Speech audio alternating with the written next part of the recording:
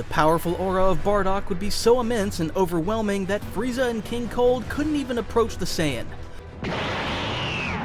After finishing his power surge scream, Bardock would reveal himself as the legendary Super Saiyan. This would significantly intimidate Frieza and Cold, but they were still confident that together they could defeat him. However, they would quickly be faced with reality. Bardock would charge at them like a furious beast with an enormous power level of 300 million units, far surpassing the combined power of Cold and Frieza. Additionally, the two of them were already weakened and tired from previous battles where they had used their muscular forms to the maximum, making it much easier for Bardock to brutally crush them both. Due to the intense anger burning within him, his judgment was clouded, preventing him from coordinating his attacks and fighting more efficiently. He was rougher and more predictable in his movements, but the difference in strength and speed was so vast that it no longer mattered. Very quickly, Bardock would destroy the universe's tyrannical emperors with a powerful key attack, finally achieving his revenge on Frieza and Cold and everything these two demons represented, ending the cycle that had begun when Bardock survived Frieza's attack that destroyed planet Vegeta. After all of that, Bardock would de-transform, extremely exhausted and with his body in great pain from his injuries and the previous strain of transforming into a Super Saiyan with the Kaioken raised to such a high level. Without a doubt, the other Saiyans were impressed by what had happened, unable to believe that Bardock was, in the end, the legendary Super Saiyan. Raditz couldn't help but proudly exclaim how proud he was of his father and to be part of his family and lineage, finally showing Vegeta that it didn't matter if one was low class. For a Saiyan, nothing was impossible in terms of power, regardless of their class. This was a fact that, much to Vegeta's disgust, he now had to acknowledge. They had, however, a notable loss in this battle. The death of Kakarot deeply affected Raditz as well as Bardock, but it was assumed that this was a necessary sacrifice for Bardock to awaken the legendary power of the Saiyan race. After catching his breath from the intense battle, Bardock would pick up his son's body and, without further words, tell everyone to return to Earth, unless they wanted to stay behind. He didn't really care, referring to Vegeta and Nappa. But to his surprise, the Saiyans decided to follow Bardock, with the veteran Saiyan assuming that it was likely because of his new Super Saiyan power that they too would surely want to achieve. Although at that moment, Bardock doubted if he could reach that power again, wondering if he could only transform in the future through such a traumatic and infuriating event like witnessing the death of one of his sons. If that were the case, the Super Saiyan was a useless transformation, although he wouldn't know that for now. He thought that for now they simply needed to focus on returning to Earth, gathering the Dragon Balls and resurrecting his son Kakarot. Eventually, after a few days of traveling, they would return to Earth, with everyone shocked and deeply saddened to see that Goku had died, especially Chi-Chi, Gohan, and Gine. But Bardock would assure them not to worry, as they were going to bring him back with the Dragon Balls. He asked Bulma for the Dragon Radar, rushing as much as he could to gather them all and revive his son as soon as possible. While this was happening, the other Saiyans told everyone what had happened, including Bardock's incredible transformation into a Super Saiyan upon witnessing his son's death. Everyone was shocked by this fact, especially Gine, but at the same time, she felt proud. Her husband, the man she loved, was the legendary Super Saiyan. It was something she admired and was proud to be a part of the life of such a formidable warrior. After several hours of traveling across the planet, Bardock would finally gather all the Dragon Balls. And immediately, he would waste no time summoning Shenron, asking him to resurrect his son Kakarot. The dragon granted the wish without any problem, with the Saiyan's body coming back to life fully revitalized, healed of all wounds, and free from the slight decomposition that had started affecting his corpse during the days traveling back to Earth through space. Everyone rejoiced at reuniting with Goku, and he likewise was happy to see everyone.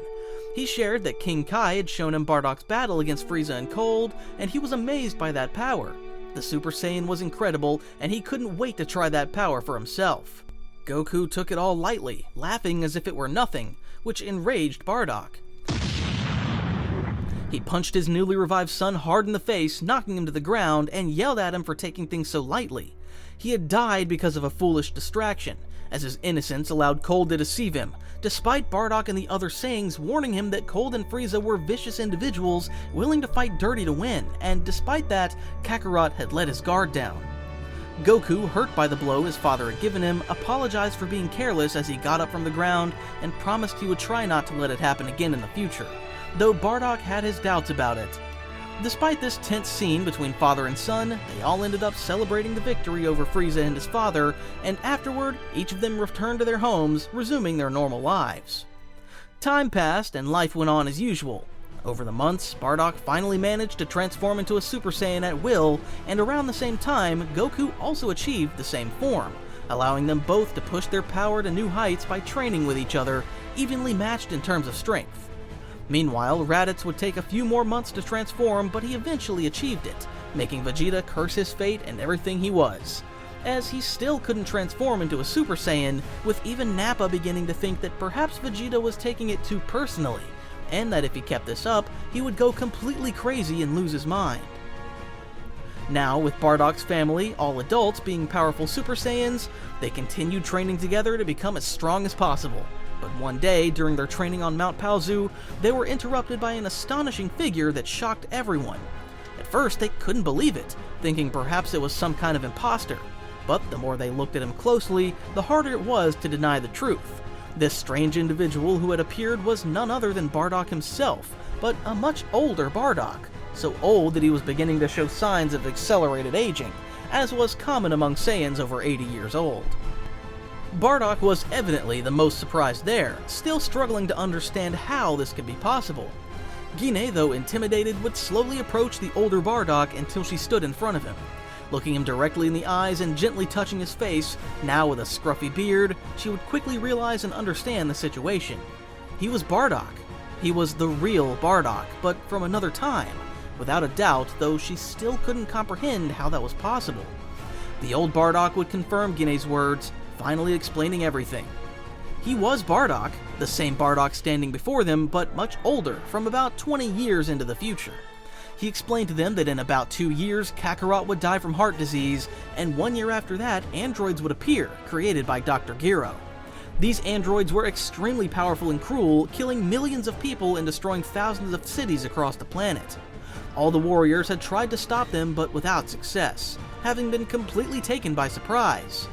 They were unable to regroup and devise a plan to work together and defeat the androids as a team. The androids knew that if all the warriors had united to fight them at once, they would have stood no chance. So, they made sure to attack each warrior individually with the intention of killing them as quickly as possible, and thus, the Earth warriors, Piccolo, Nappa, and even Raditz died. Gohan, having lost his father some time before, and now his uncle Raditz, with whom he had developed a close bond over the years, would explode in a surge of energy, briefly making him very powerful. But in this story, since he had never trained or developed his potential, he was unable to do anything against the androids, much less transform into a Super Saiyan, dying at the hands of the androids after that brief burst of rage. Bardock barely survived, becoming the last warrior capable of fighting, along with another who he would not mention at this time to avoid altering the future too much. Given the dire situation they found themselves in, Gine would decide to muster the courage to train as well to become the powerful warrior. The death of her son, first from disease, and then the death of her other son and her grandson at the hands of these androids, had completely broken her morally, filling her with immense rage that finally gave her the warrior's will needed to train and fight to support Bardock's resistance efforts. Alone, he stood no chance against the androids. Unfortunately, even with all the effort in the world, Gine couldn't reach the same level that Bardock had achieved after so many decades without training. With more limited resources and no Senzu beans, it was even harder for her to reach this level and thus help him in the fight against the androids. Additionally, as the years continued to pass, there was another problem that limited them greatly in terms of power growth. Their Saiyan biology was reaching its limit in terms of prolonged youth. They were nearing 80 years old, and as they approached that age, their respective growth and power became nearly impossible. Bardock had become very skilled with the Super Saiyan form, mastering it to the point of reaching the 4th grade. Eventually, after much effort and strain, Gine also achieved the Super Saiyan form, though she had very poor control over the transformation and was still significantly weaker than Bardock. With the end of their Saiyan youth approaching, it became even more impossible for her to continue growing stronger as a warrior. And the same applied to Bardock. They were becoming less powerful each time, with the Zenkais they obtained from numerous defeats at the hands of the androids being increasingly inferior to the previous ones, even with the assistance and help of another warrior, whose name Bardock still refrained from mentioning for fear of altering the future too much. One day, the androids decided to attack West City, coming dangerously close to what remained of Capsule Corporation's building, where Bulma still lived and worked tirelessly to assist humanity with a project she'd been working on for a long time. Bulma's life was irreplaceable due to the value of her intelligence and what she could contribute. Bardock, Gine, and the young warrior had no choice but to go defend the city from the androids and their insatiable thirst for blood and destruction. Now almost elderly, the couple gave everything they had to defend themselves from these horrible machines. However, with age also came faster body fatigue, making it harder for them to endure prolonged battles. Facing androids with infinite energy made it even worse.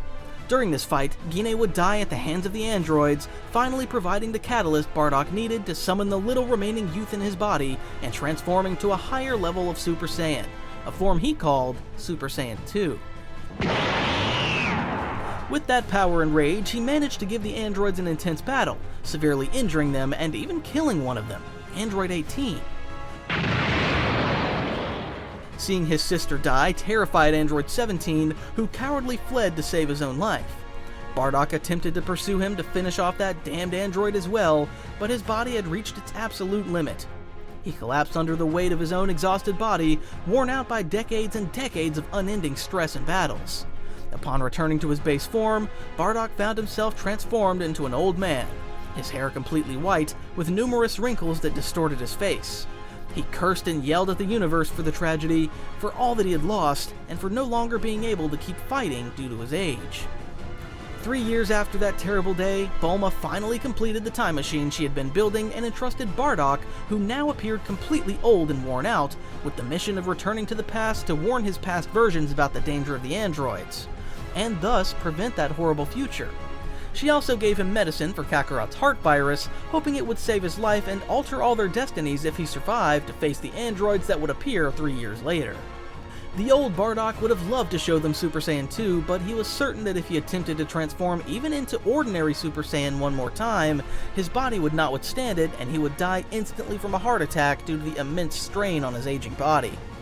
Nonetheless, he described in extreme detail the sensation he felt upon achieving that form, in addition to sharing with his family in the past all the information, advice, and knowledge he had on how to perfectly control Super Saiyan without the slightest key drain. It was a necessary process to achieve the superior form known as Super Saiyan 2. With all this information, he hoped that now his past versions would have what it took to achieve Super Saiyan 2, confident that if his younger self and his 2 sons obtained that transformation, they could defeat the androids without any problems. With nothing more to say, he departed, promising to return to the past in 3 years with the other young warrior he had mentioned, but without revealing his name, only to check if everything had gone well and if they had successfully changed the future.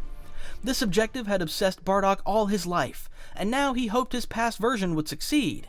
Embracing his 2 sons one last time, he then hugged Gine with all his heart and sorrow, nearly shedding a tear due to the pain of seeing her young and beautiful once again.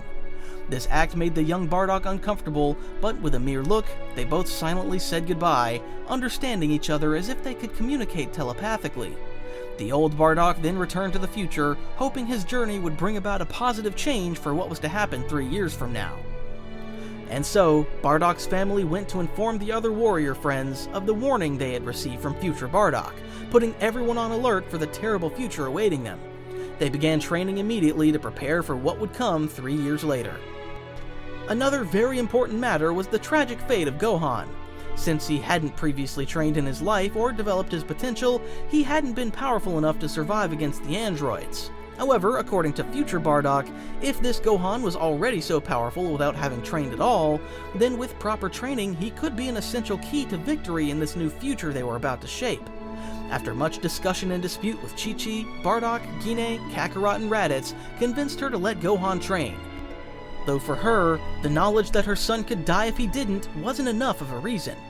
Reluctantly, she agreed, but only on the condition that after these 3 years and the android ordeal, Gohan would return to his studies and never train again. To them, this condition seemed absurd, with Bardock barely holding back the urge to slap that woman. He and Chi-Chi never got along, and her foolish reaction to her son's future death was a reminder of that. In the end, though, Gohan could begin training with his family for his first time in his life. Fortunately, as he was now a bit older and understood the situation better than he had at just 4 years old, he was more receptive to training with his family. Moreover, being surrounded by strong-willed and tough individuals like Bardock and now Raditz helped him build confidence and become less timid. Surprisingly, while Gohan sometimes complained like a spoiled weakling, at other times he demonstrated adaptability and courage, no matter what his family put him through in training.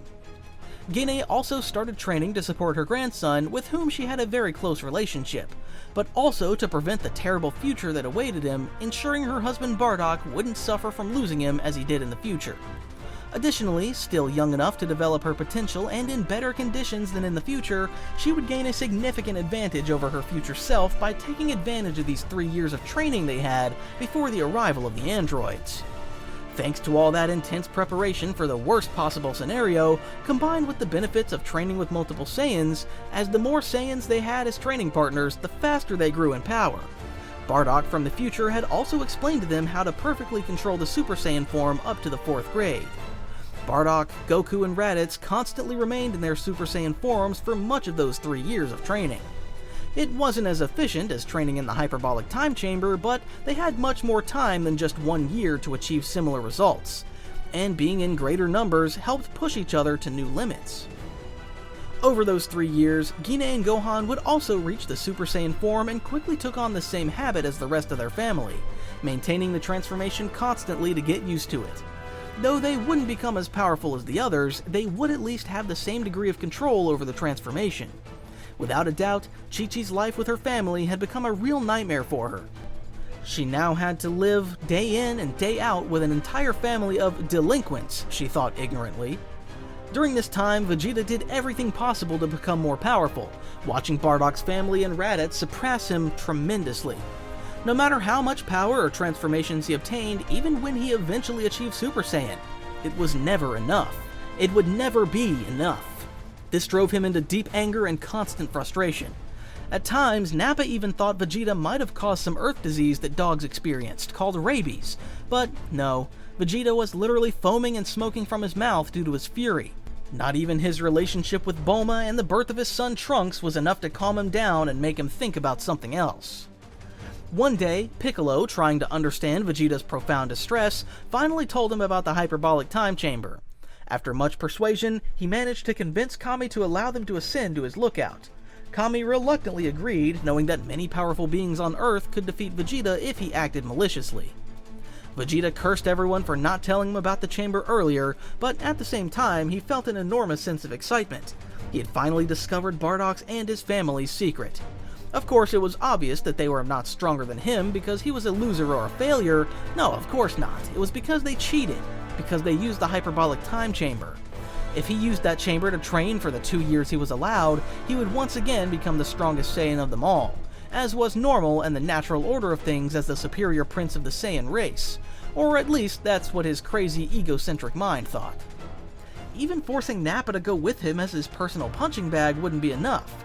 Yes, Vegeta had become much stronger, vastly stronger than before, and so had Nappa, but he was still not stronger than Bardock, Raditz, or Kakarot. He had achieved a superior level of Super Saiyan, the 2nd grade he called his Super Vegeta form, but it was still not enough. He could feel it from the lookout after leaving the chamber. He was still weaker. This realization caused him to collapse on his knees, throwing a tantrum like a child, with Nappa taking him back to Bulma before he, Kami, and Mr. Popo died of embarrassment, while Piccolo simply facepalmed at the ridiculousness of the situation. Vegeta simply didn't understand the true reason behind Bardock's family's success, nor could he understand the method they used to control Super Saiyan at such a perfect and harmonious level. His heart remained too volatile and violent to even consider the possibility that, to become stronger, he simply needed to relax, something utterly impossible for him to imagine or accept for the moment. But none of that mattered. In the end, all the warriors were monstrously more powerful than in the original story. This time, Bardock ensured a few days later, when he noticed his son breathing slightly heavier than usual and showing less endurance than usual in training, that he took the medicine for his heart disease, despite Goku's uncertainty about needing it, with Bardock cursing that he had such a powerful son, but also so weak-minded to not use a stronger word. And so, the time finally arrived, after 3 years, to confront the androids who were to appear that very day. All the warriors headed to the location where future Bardock had told them the androids would appear. They were surprised to learn that Bulma had had a child with Vegeta, with Bardock's family finally understanding who that mysterious young warrior from the future was who helped defend Earth alongside his future self. Although, for the moment, they chose not to mention anything about it, focusing instead on the pressing issue of the androids.